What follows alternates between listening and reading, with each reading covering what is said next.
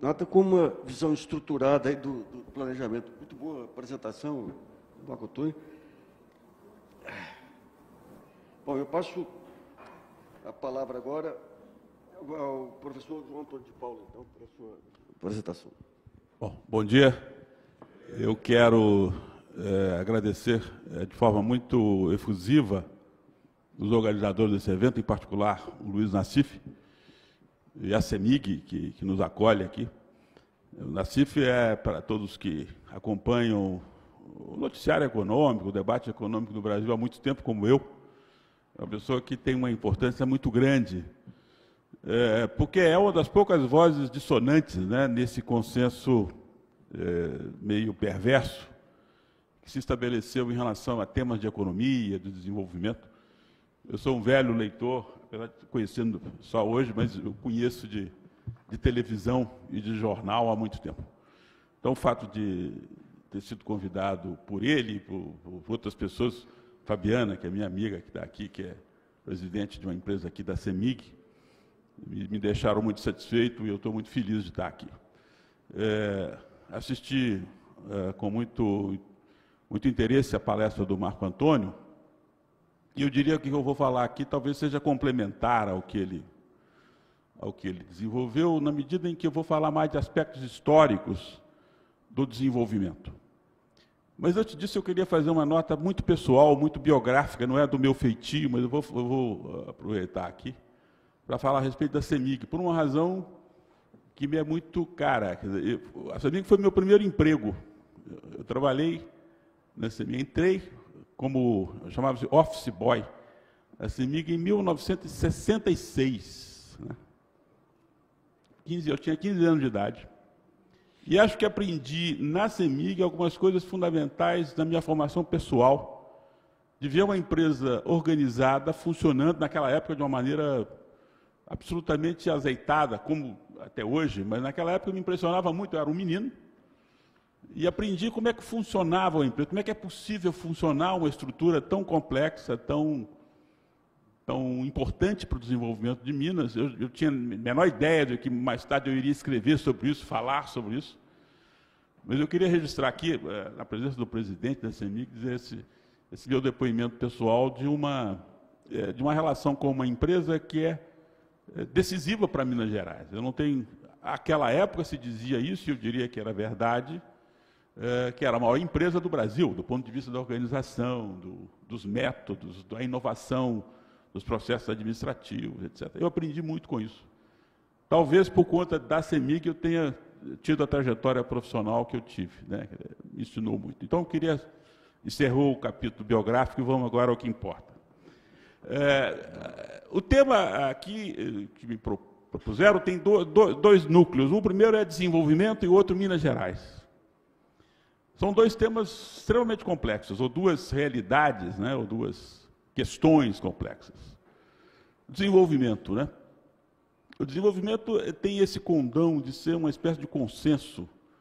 E isso é um problema, porque o fato de que todo mundo, em princípio, deseje o desenvolvimento, queira, eventualmente até busque o desenvolvimento, não significa que esse consenso esteja exatamente bem formulado, ou bem entendido. O que significa desenvolvimento? Nós aprendemos com um dos meus mestres mais fundamentais na minha formação, Celso Furtado, a distinguir decisivamente desenvolvimento de crescimento. Desenvolvimento não significa necessariamente crescimento econômico. O Celso Furtado insistia muito que desenvolvimento significa transformações estruturais, qualitativas. E esse me parece ser um ponto muito importante para falar sobre desenvolvimento.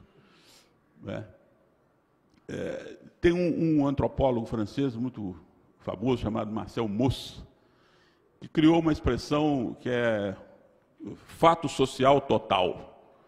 Desenvolvimento é um fato social total.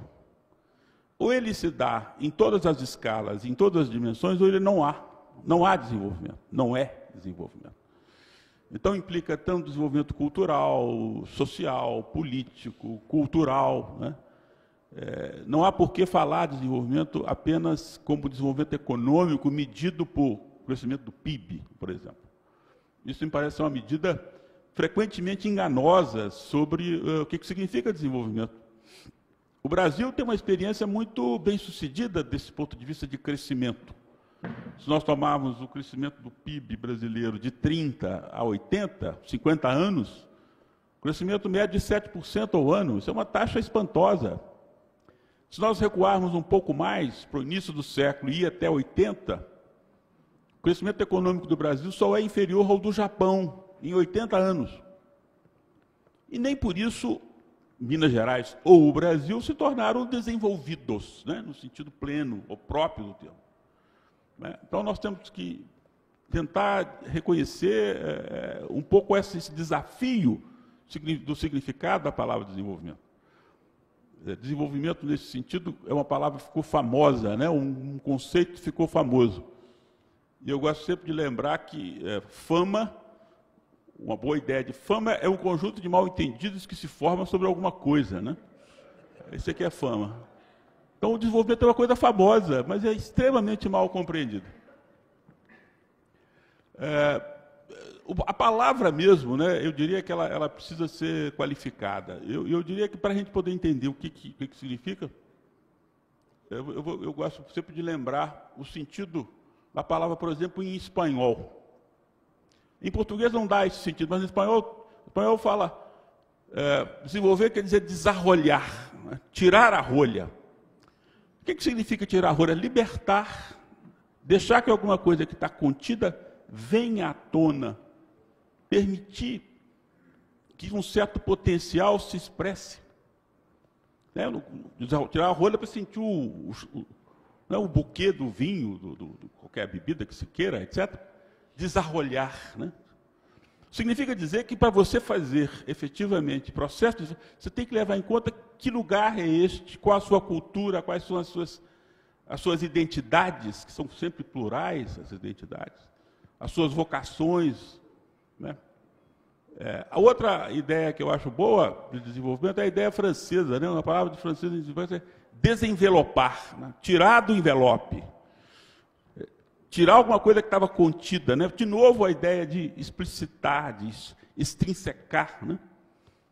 Então, se nós queremos falar de desenvolvimento, nós devemos levar em conta a realidade, a nossa história e, sobretudo, as nossas dimensões essencialmente culturais. Eu acho que não se explica desenvolvimento sem cultura, sem recorrer a essa dimensão.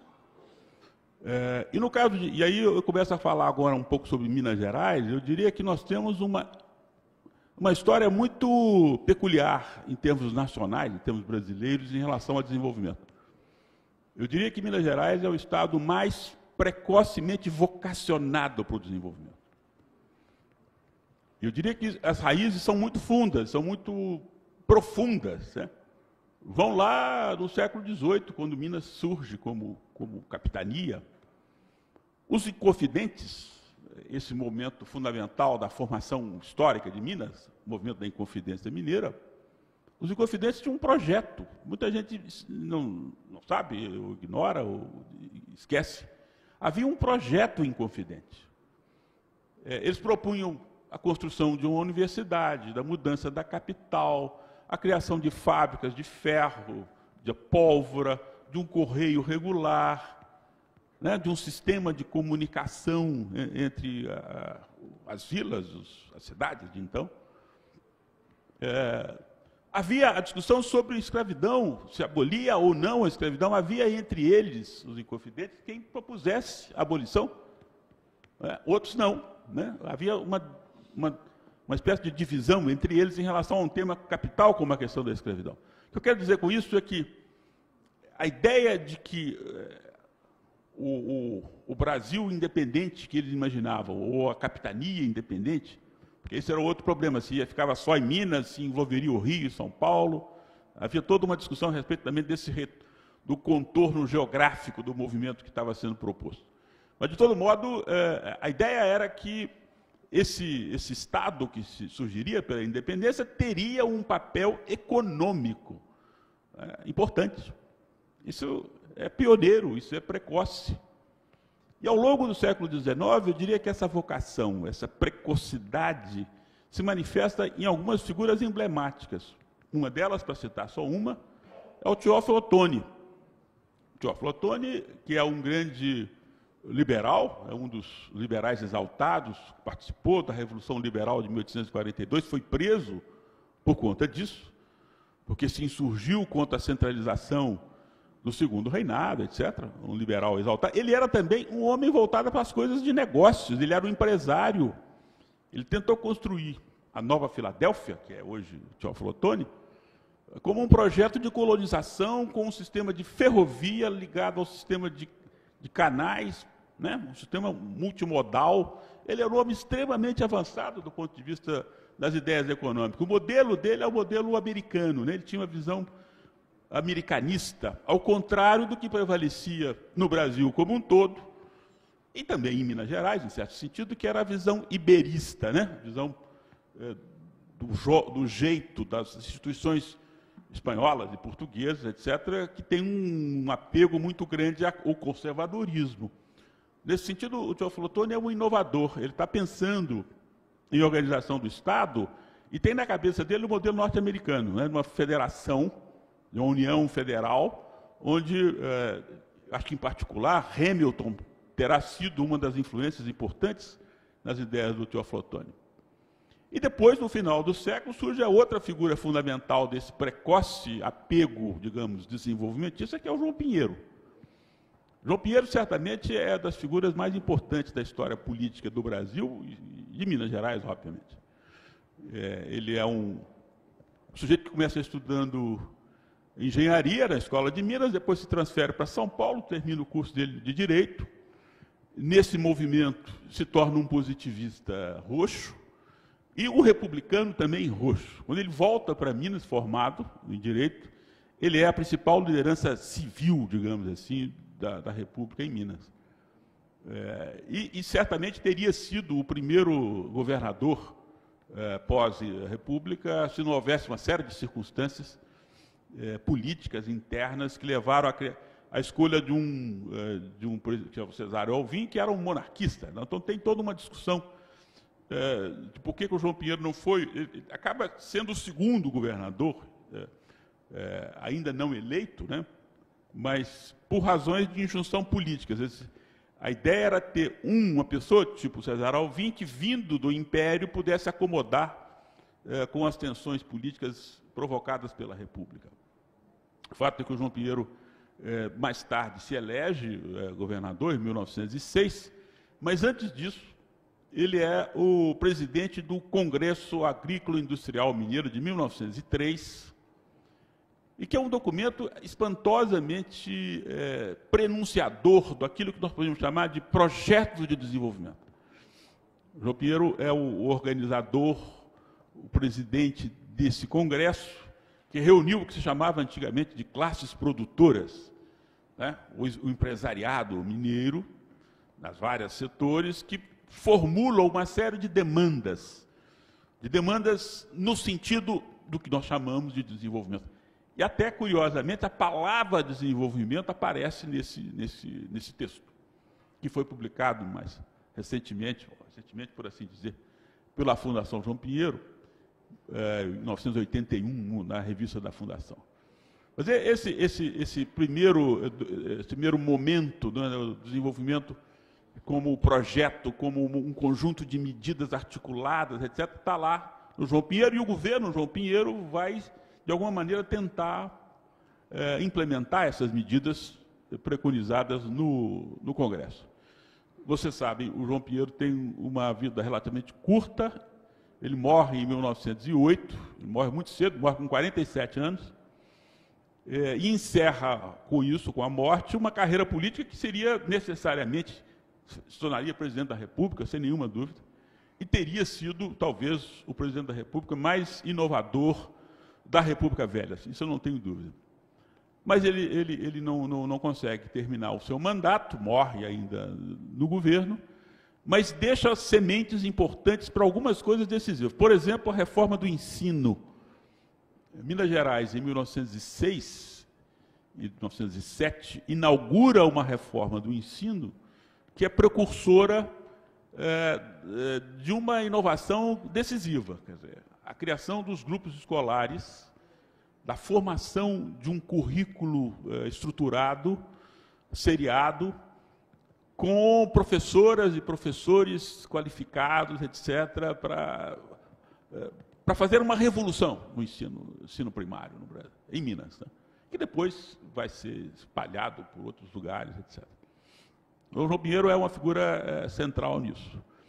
E essa, digamos, foi falado aqui em semente, o Nassif falou em semente, essas sementes, elas vão frutificar, sobretudo, a partir dos anos 30, que é o período típico do chamado desenvolvimentismo, né? Tem um livro importante do meu amigo Ricardo Bielchowski sobre planejamento e desenvolvimento no Brasil, que ele cria essa expressão desenvolvimentismo, como se fosse uma ideologia do desenvolvimento, que em Minas Gerais é muito forte, né?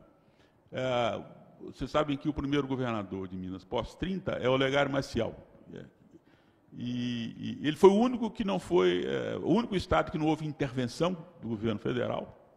E depois de 30 foi Minas. O Olegário Maciel, que era um velho político, permanece no governo até que ele morre em 1933.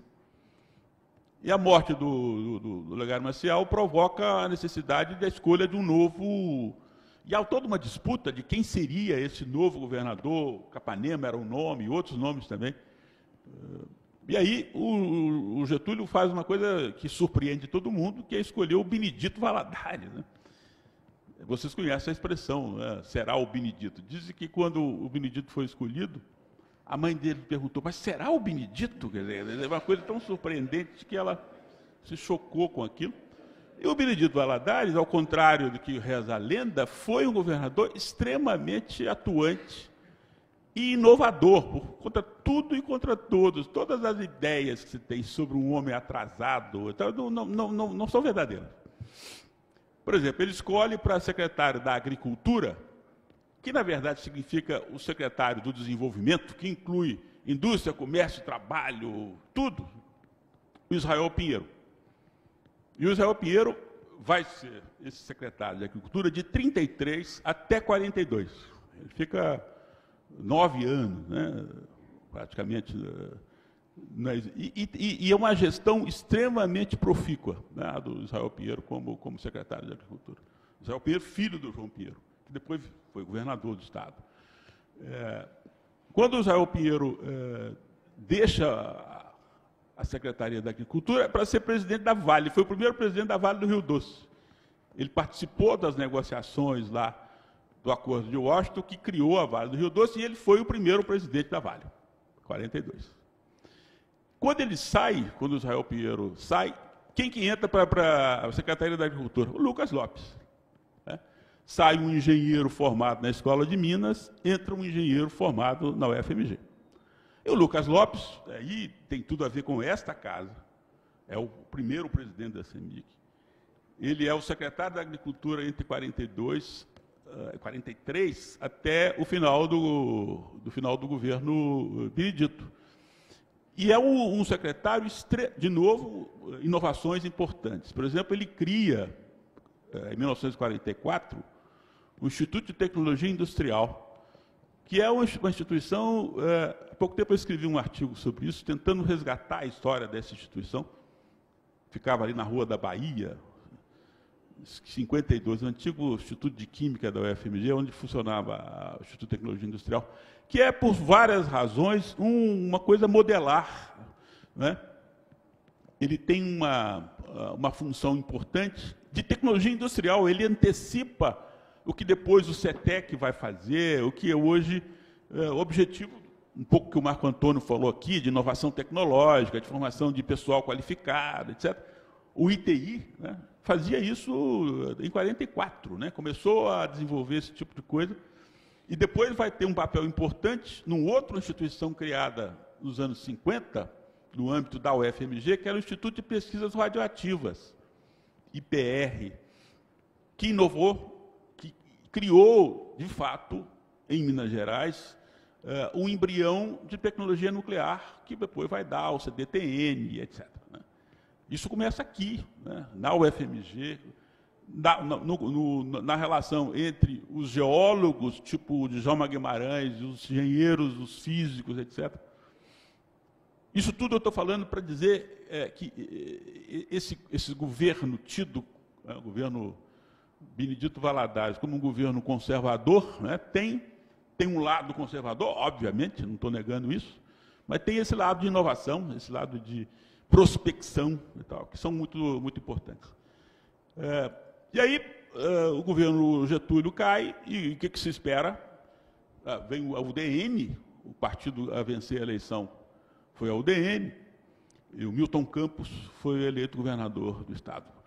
E aí, o que uma história política tradicional diria? Bom, sai um desenvolvimentista e entra um liberal, na visão da austeridade, né, que é típico digamos, da ideologia da UDN, um partido que não tem compromisso a não ser com a austeridade fiscal, né, com o equilíbrio das contas, com um Estado meio passivo diante da realidade econômica e social, um Estado liberal, né, uma forma liberal de pensar o Estado. Mas não é isso que acontece. O governo Milton Campos tem como secretário da Agricultura, substituindo o Lucas Lopes, o Américo René Gianetti, um engenheiro gaúcho, formado também na Escola de Minas, que depois vai ser prefeito de Belo Horizonte, empresário da Alcan, né, criação da alumínio, etc., um empresário bem-sucedido, e que é responsável pela formulação, em 1947, do primeiro plano de desenvolvimento regional, por assim dizer, do Brasil. Plano de recuperação econômica e fomento da produção, 1947, que não só tem uma visão global e sistêmica dos problemas econômicos de Minas, mas como propõe uma taxa, né, um imposto que deveria custear, financiar os investimentos do Estado de Minas Gerais. Em função desse plano de recuperação, que vai ser criada a CEMIG.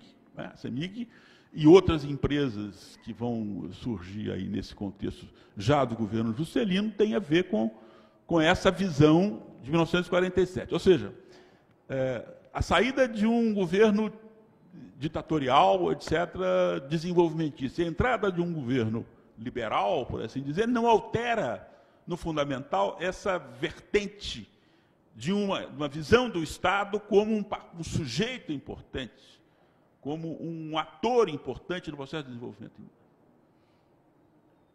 No governo Milton Campos é que encomendado o plano de eletrificação de Minas Gerais, coordenado pelo Lucas Lopes, e que vai dar origem à CEMIG. Né? O plano é entregue em 1950, né, o momento que o que o documento é apresentado, e em 52 a CEMIG é criada. E o Juscelino se elege com a ideia do binômio, né? Energia e transporte. Os dois vetores disso, o DR, que foi reformulado pelo Juscelino, já existia antes, mas é reorganizado pelo Juscelino, Departamento de Estradas e Rodagens, e a CEMIG. E aí, o impulso importante que o governo vai dar à criação das empresas de engenharia, que eram empresas pequenas, Mendes Júnior, Andrade Gutierrez, empresas pequenas e que têm um impulso. A partir daí que vai se incrementar depois com o Juscelino já na presidência da República. Nesse momento do Juscelino, nasce a ideia do BDMG, a primeira ideia de um banco de desenvolvimento que vai ser criado em 62, surge no início do governo Juscelino, em 51, por aí, que a ideia surge, ela não é implementada, por uma série de razões, e ela vai ser implementada quando? O BDMG, em 62, no governo Magalhães Pinto. De novo, um governador da UDN. O Magalhães Pinto, por sua vez, tinha sido secretário da Fazenda do governo Milton Campos. Curiosamente, devo dizer aqui, tanto o Magalhães Pinto quanto o Lucas Lopes, professores da minha faculdade, Faculdade de Ciências Econômicas da UFMG. Todos os dois professores. O Magalhães Pinto, professor de Política Econômica, e o Lucas Lopes, professor de Geografia Econômica. um grande professor de geografia econômica. Então, nós temos aí os anos 50, e essa história é muito conhecida, o desenvolvimentismo, Juscelino, o plano de metas, etc. Em Minas Gerais, isso tem um rebatimento meio defasado, porque quando o Juscelino sai, é eleito para o governo do Estado o Bias Fortes, e digamos que o desenvolvimentismo em Minas sofre um certo arrefecimento, né? Há uma certa descompasso aí. E aí o Magalhães Pinto vence o Tancredo na eleição em 1960, se torna governador, e aí de novo um impulso modernizante. A criação do BDMG em 62, do Conselho Estadual de Desenvolvimento, de uma série de órgãos, do ETRA, que depois vai dar ao Prodenge, etc. Ou seja, o governo Magalhães Pinto, e eu queria chamar a atenção para isso, né?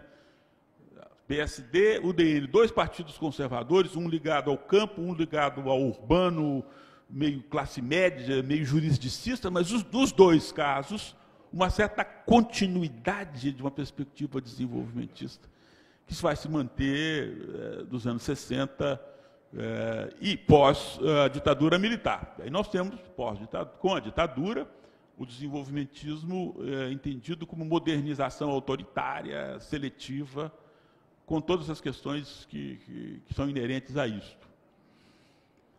Mas o ponto que eu queria chamar a atenção, portanto, são duas questões. Primeiro, a precocidade do desenvolvimento em Minas, depois a continuidade. Você tem uma espécie de continuidade de desenvolvimentista. E qual que é o problema, então? Por que não deu certo? Ou não tem dado certo, ou ainda não deu inteiramente certo? Eu não tenho nada, acho que o Marco Antônio falou aqui, são coisas extremamente inspiradoras, importantes, e vamos esperar que realmente frutifiquem. Mas eu tenho a obrigação de dizer aqui sobre as minhas dúvidas e inquietações em relação a esse tema do desenvolvimento. E eu acho que não vai haver desenvolvimento, de fato, se não houver um processo de profunda transformação social no sentido distributivo, né? O Celso Furtado, se aproveitando de umas ideias do Amartya Sen, né, aquele economista indiano importante, criou uma expressão que eu traduzo como distribuição primária da renda, né? O que é distribuição primária da renda? É distribuição da renda e da riqueza, propriamente ditos. Terra urbana, terra rural, reforma agrária, reforma urbana, reforma do sistema de saúde, de educação. Ou seja, reformas no sentido de generalizar, de universalizar direitos sociais básicos. Por um lado, isso. E, por outro lado, o que o Marco Antônio mostrou muito bem aqui, quer dizer, distribuição de habilitações que permitam ao conjunto da sociedade, sobretudo às grandes massas excluídas, acesso às novas tecnologias, às novas linguagens, aos novos sistemas simbólicos. Sem isso, não vai haver desenvolvimento. Se nós não efetivamente transformarmos o Brasil num país onde todos tenham oportunidade de acesso à educação de alta qualidade, nós não vamos ter desenvolvimento. Desenvolvimento não é uma questão de uma ponta, é um fato social total. Como é que você pode ter desenvolvimento com as precariedades do nosso sistema de educação básico? Como é que pode ter desenvolvimento com o professor ganhando R$ 1.200 por mês? Quem é que vai se interessar? Aqui a UFMG tem os melhores cursos de física, de matemática, etc., do Brasil. Cursos com as notas mais altas da CAPES. Sabe quantos dos nossos alunos querem ser professores? Sabe quantos? 0. Ninguém quer ser professor. Você não vai ter educação de qualidade pagando o que se paga aos professores. Você quer fazer revolução mesmo, educação para valer? Então tem que pagar. Tem que dar salário. O que é salário? Eu sou professor universitário. Eu tenho um nível de titulação. Todo professor, independente da aula para primário, secundário, superior, se ele é doutor, ele devia ganhar o mesmo salário. Por que o meu salário é diferente de um outro professor que também dá aula? Não interessa qual o nível, se é para crianças, se é para jovens, se é para adultos, para alfabetização. Ou seja, ou a gente encara de frente esse problema, e aí teremos desenvolvimento. Não adianta ir para a ponta, vamos fazer tecnologia de ponta, internet, etc. Tudo isso é muito importante, tudo isso é indispensável. Mas é preciso pensar o desenvolvimento como fato social total. Senão não vai dar certo, não vai. E é isso que eu queria dizer, ainda que esteja uma nota um pouco pessimista, depois da fala muito inspiradora do Marco Antônio. Muito obrigado.